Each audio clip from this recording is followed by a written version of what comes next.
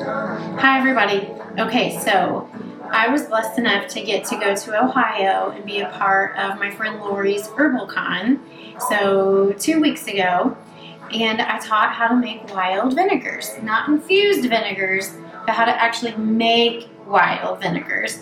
And I had so much fun, and there were so many cool people there, but a lot of my friends weren't able to go. And so they were like, well, could you maybe do a video on this and teach us? So that's what we're gonna do today. So what I love to do with vinegars at the Apothecary is they are extremely high in acetic acid, which does so many things for our body. They are so important to have inside of our daily diet. And then also those really beautiful polyphenols that help to support our mitochondria and all the other beautiful things. So polyphenols are what gives our food its color. So it is so important to have all of those beautiful colors in our diets. So today what we're using is aronia berries, which I love growing those. And then we're going to use some lemons, and we're going to use, which I just went and foraged, some beautiful magnolia buds. If you haven't ever used magnolia buds in anything, they have a delicate ginger flavor. They're really fun to pickle. So after we have made a vinegar out of these, then we can use that vinegar to pickle them and to pickle other things. And it's just salad dressings and oxymils. There's so many things. But the reason why vinegar is so important and nutritious for us is because what it's doing is it's giving us those minerals. So when you're extracting wild food as medicine, you have those really mineral-rich plants, you want to use a vinegar. You know, water and vinegar are going to give you the most minerals out of your wild foods. So my friend, his name is Dwight, and Dwight Zeitlow, and I always want to give credit to who has taught me things. So every year I go and study wild foods, and I will make sure that everybody knows how they can follow Dwight, because he is a genius and mad scientist when it comes to plant remedies and when it comes to wild foods. But so this is one of my favorite things to go study with him every year and see what else he has up his sleeve. So when you're doing this, you have your plant matter. So we're going to go ahead and just throw all these in here. I think I want to like kind of break them open a little bit, a few of them. Let's break those open. So we're going to get those in there. And then we have our fruit. So here's my aronia berries. Let's see if I can do this without making a huge mess. Oh, look at that color. Oh my gosh. Talk about cardiovascular support. Right there. Wow. I like to mix aronias with rose and also hibiscus for beautiful cardiovascular support. All right. There's one little sucker that got away.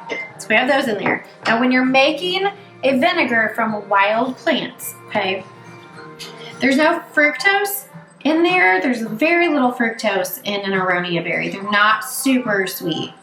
So what we're going to do is we need an acid, and that's where our lemon comes into play. And I like to use about a half of a lemon. So we're going to juice it and put the lemons in there. So you want to make sure you get all the juice out. All those in there. Really push the juice down in to make sure that we have that acid. I also love in the summer, which we'll do this, is using sumac berries for this. It's beautiful. If you've never had sumac vinegar. Of course, not poison sumac. Two totally different things. So we have all of our lemon juice and our lemons in there, and now we have to have the fructose, right? Because you have to have something sweet. You have to have that sugar for it to ferment. So what, maybe, a half a cup. Let's kind of guess, drizzle. And then this is purified water from my Berkey. So what I'm going to do is fill this up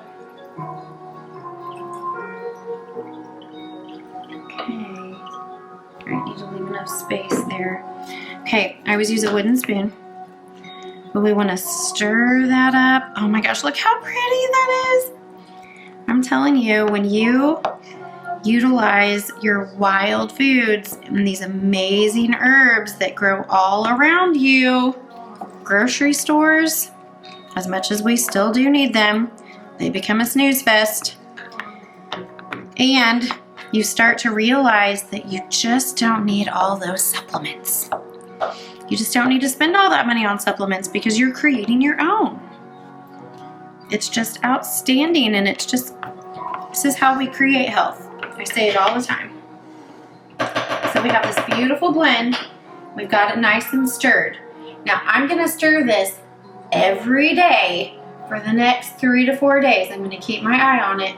My house usually stays around 68, 70 degrees. So there's always a lot of warmth. It's warmer than most houses. So every day I'm gonna come and stir it. But to make sure that it doesn't mold, I'm gonna use because I don't want any of that plant matter touching, no oxygen there that popped up. So I'm gonna cover this with a paper towel, or you can use cheesecloth to make sure that there's still oxygen in there. You need some airflow. But every day for the next 3 to 4 days, I'm gonna stir it because you have to oxygenate it. And it's gonna start getting really fizzy like a soda. So at that point, what I've done is I've created an herbal soda. If you've never done that, that's really fun. But I don't want that. So after it gets really nice and bubbly and fizzy, then I'm going to strain the plants and then I will cover it. From that point on, I will let the liquid sit in just room temperature for 4 weeks. And after that 4 weeks, I will have a nice vinegar. And then I can use that at the apothecary and at home to make oxymils and salad dressings.